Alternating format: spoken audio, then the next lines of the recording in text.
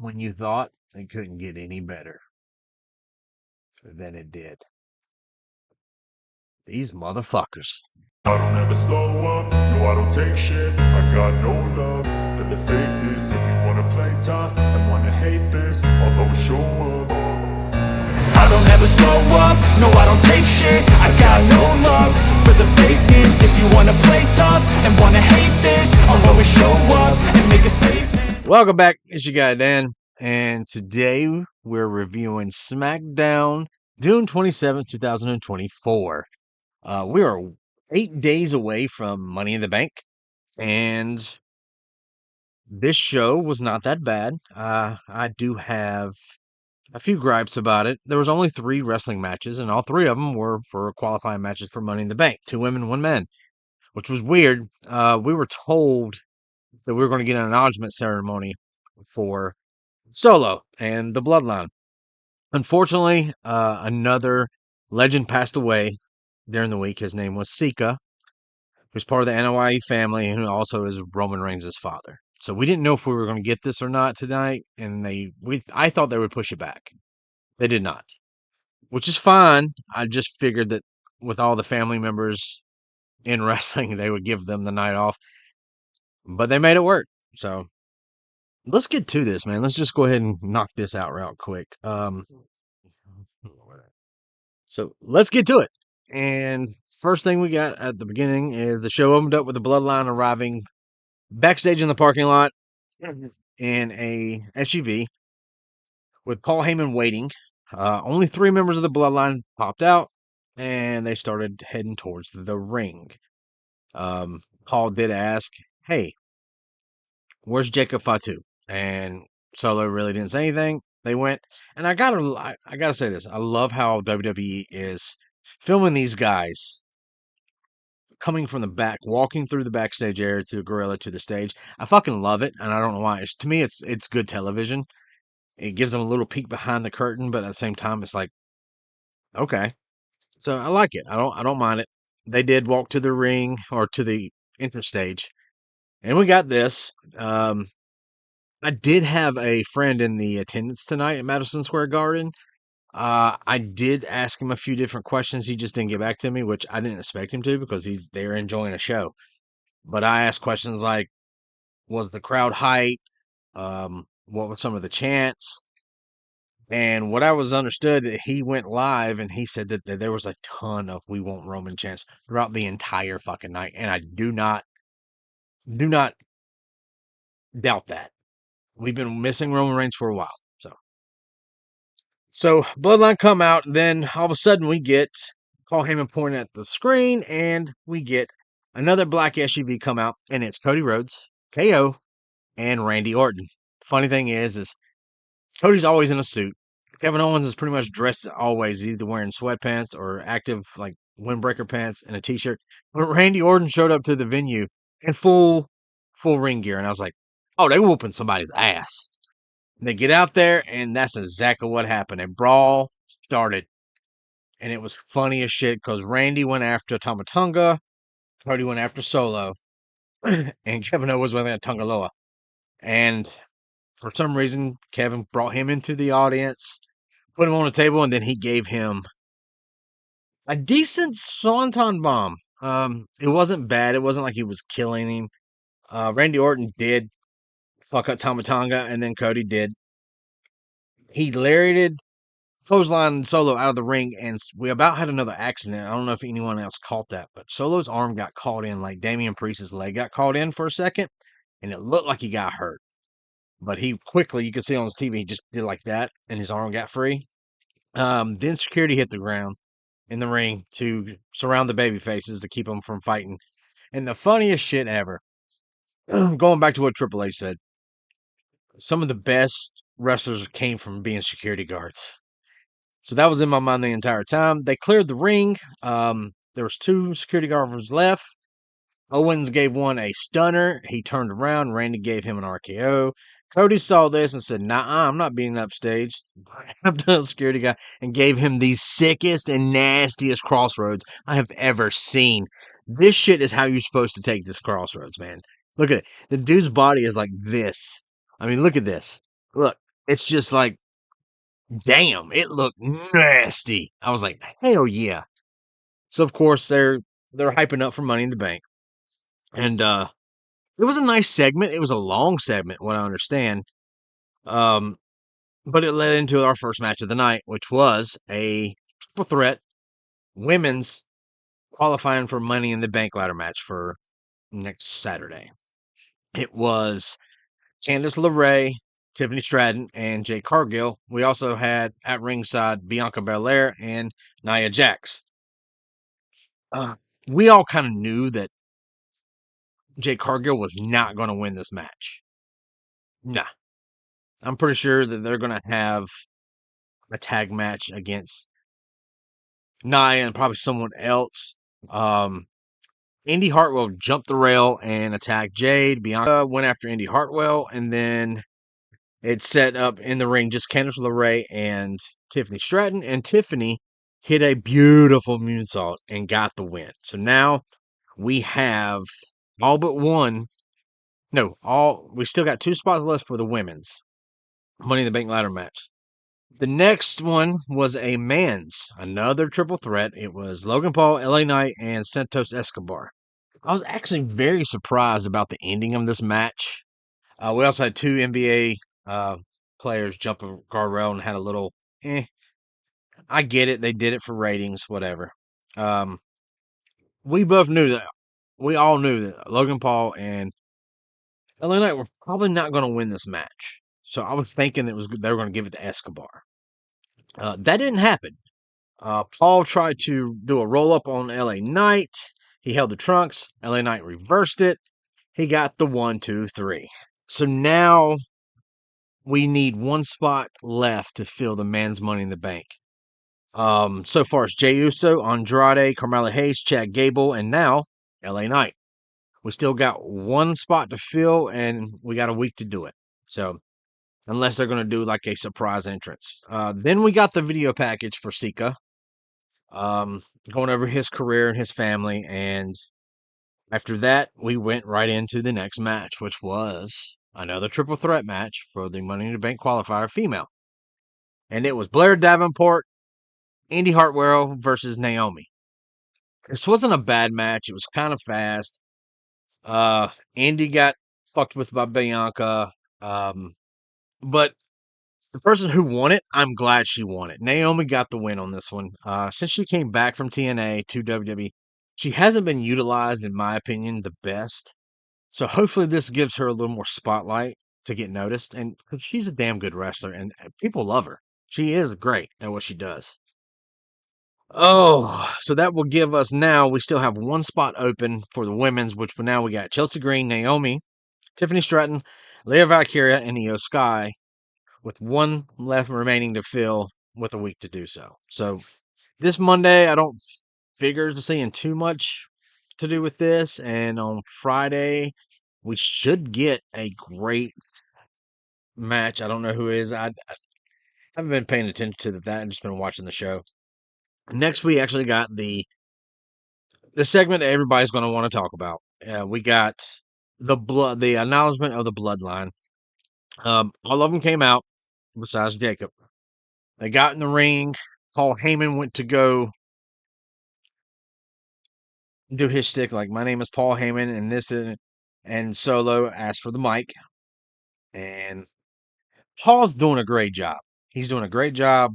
His acting, his own skills. He looks like he's in fucking hell. If you've not watched the last couple of weeks, he hasn't been shaving. He's not wearing makeup like they normally let him do. And if you watch his shirts, there's like little subtle details, like inside of his shirt, it's not ironed. It's just he's making himself look like a bum, like he's depressed. And if you can't get behind Paul Heyman right now because he's showing some range, man, fuck you, because that's awesome. I mean, look at him. He just looks like he's in misery. So then Solo goes, I want to introduce the new member of the Bloodline, which here's my thing about this. I love Jacob Fatu. And there's a couple reasons why they didn't debut him. He's been signed and backstage since before WrestleMania 40. I know Meltzer and a couple other people said that's not true. That's bullshit. He was behind the scenes. There's been pictures of him behind the scenes. Fuck Meltzer. He don't know what he's talking about. He's so out of touch, it's not even funny. So they give Solo calls him out. They give this man a fire entrance. He has fire. He has his own music, great graphics. They're pushing this guy, and I'm glad that they are because I don't have a feeling he's going to be in this bloodline too long. Yeah, the fire, and they let him keep his name and his tagline, which is Samoan werewolf. And then they transform the screen from just the wolf's head to an entire tribal wolf. And he comes out, and this dude just oozes scariness. Like, he will eat your fucking baby. And, like, if you give him a chance, he will rip off your fucking face and wear it.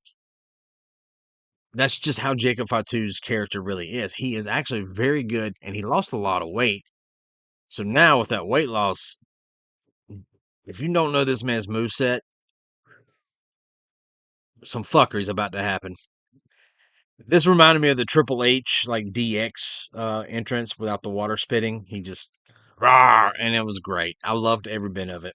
Another thing I have to say about Jacob is, like, everyone's standing still. And this entire thing, Jacob he paces behind everybody. And the faces he gives each one of them as he walks, it looks like he wants to fucking eat their soul. And I'm here for it. But Solo made some bad choices right here. At Madison Square Garden, because Madison Square Garden, acknowledge me. That is the first time we've heard that since WrestleMania. And Paul Heyman lost his shit on this. Like, he was shocked. The crowd booed so bad. So bad. They were booing this man. So then, one by one, Solo said, my right-hand man, acknowledge me. He acknowledged him, tells him he loves him, and says, I acknowledge you. Then he goes, the infamous Tonga Loa, acknowledge me. He said he loved him, and he acknowledged him. He goes, my enforcer, Jacob Fatu, acknowledge me. And he does, which was great. But to me, Jacob's the mole. I think Jacob's going to be the mole. Or they're going to turn on Jacob when they can't control him. But you see Paul's face. I mean, look at this man. Not shaven. He's got bloodshot eyes. So then he's about to tell Paul to do it. And he goes, wise man, this is your one chance to leave. Then Tonga Loa reaches into his jacket, pulls out the Ubafala. This was the same one that Roman Reigns wore. And Paul Heyman was screaming, like, where'd you get those? And it was just cinema. You could see the range of emotion. You could see the frustration. You could see everything. Paul Heyman's a damn good actor. He gets the Ubafala in his hands. He actually kisses it. And you can tell that this is bringing back memories. Look at this man's face. He's distraught. He is so distraught. And then he says, I do not acknowledge you as my tribal chief. The place went fucking insane. It was a loud pop. And Solo flipped that switch, gave him a Samoan spike. The entire time doing the whole, like, Shawn Michaels, Ric Flair, I love you kind of thing. By the way, suede shirts have not been in since the fucking 90s, bro. Solo was out there in suede, bro. It just looks fucking hilarious. And it's got to be fucking hot as balls. But anyway, they pull him out. And he tells Enforcer Jacob to go up. Jacob does a flying headbutt. Then they pull him out. They clear the announce table. And then they give him the Shield triple power bomb. That is a slap in the face, not to just Roman Reigns, but the Shield. And I'm here for it. He was taken away. There was a digital exclusive. He was taken away in an ambulance. There's also a digital exclusive that wasn't shown on the show that Cody Rhodes actually got the belt that his dad was in his famous picture of him holding up the belt in Madison Square Garden. He actually had that belt. and he hung it up there. There was a couple things here and there. And then at the end of it, Jacob puts the Ubafala on Solo, and we close the show out with the ones raised to the air. This was a good show, very bloodline centered, not a problem. Like I said, I would have had at least one more wrestling match in there. I mean, we got 3 wrestling matches, and 2 of them were females, which is kind of unheard of. And they're in Madison Square Garden. I know they probably did a pre-show. I know they did the Speed Championship, did a Speed Championship match with Andrade and Xavier Woods. But they probably had a bunch of dark matches. A few things to say. What the fuck is Solo doing wearing Bray Wyatt's gloves? That's the same type glove that the Fiend wears, without the hurt heel on it or the Bray on it. I just thought it was a little weird detail that I'm not sure many people's going to pick up on, and I'm pretty sure that people will pick up on it because he didn't try to hide it. But those are the Fiend's gloves. I don't know what that means. I don't know if we're going to get a Death of the Bloodline Solo through Uncle Howdy and the clan, but I'm just saying, to me, that was a little weird. That was, as a score for the entire show, I'm going to give it a 7. It was very enjoyable. I have a few qualms about it. Number one, it was very bloodline oriented, which was great. I like that part. But we only got 3 wrestling matches, guys. That's 3. And there were triple threats, and they were all for qualifications. When they were short matches, they weren't long. So, and this show was a bloodline show, man. It was not. That was it. I just wish we got more than 3 matches. As a whole, 7. Beginning of the show, the first bloodline segment, I'll give it a 7. The first women's match, I'm giving it a 6. The men's ladder in the back, qualifying, I'm giving it a 4. I was not interested in this match. No one cared, in my opinion, even watching it. No one cared about that match. No one. The second women's match, I'll give it a 7. The ending with the bloodline, I'm gonna give it an 8. I'm gonna give it an 8. It was a great segment. Where do we go from here? You got Paul Heyman now officially done with the bloodline. He left in an ambulance. So what are we gonna get here, huh? My fantasy booking, honestly, the revenge of Paul Heyman. Somehow, some way, I wish in the world that we could get 3 men that come back, and they are all 3 Paul Heyman guys. Of course, Roman. Just say Roman comes back, Brock Lesnar comes back, and CM Punk comes back. And you got those 3 against the bloodline. I would fucking die. I would die a happy man. I would have a heart attack and die after the matches were done. No, I'll never get that, but that's just fantasy booking. We all know Roman's coming back. We all miss Roman. And when he comes back, he's going to be a tremendous baby face. Jimmy's still out there, so I don't know how his injury's doing. Jay's doing his own thing on Monday, and I kind of want them to leave Jay out of it. The signs are pointing towards Jay doing big things this year, and I hope so. The only thing I can see happening is at Money in the Bank, Jay's about to win, and they send one of the Tongas out, or a debuting Tonga shows up and fucks over Jay, where he has to be thrown into the mix with the bloodline. That's the only way I could see that going over with him without him winning it. So, yeah. Thanks, guys, for coming out, taking out the video, and please, if you wouldn't mind, give me a like and a share, comments. What do you think? Where are we headed from here with Paul Heyman? Are we going to get a vengeful Paul Heyman, or are we going to get a fall into obscurity Paul Heyman? Let me know. And as always, be good people. Motherfucking Samoan werewolf.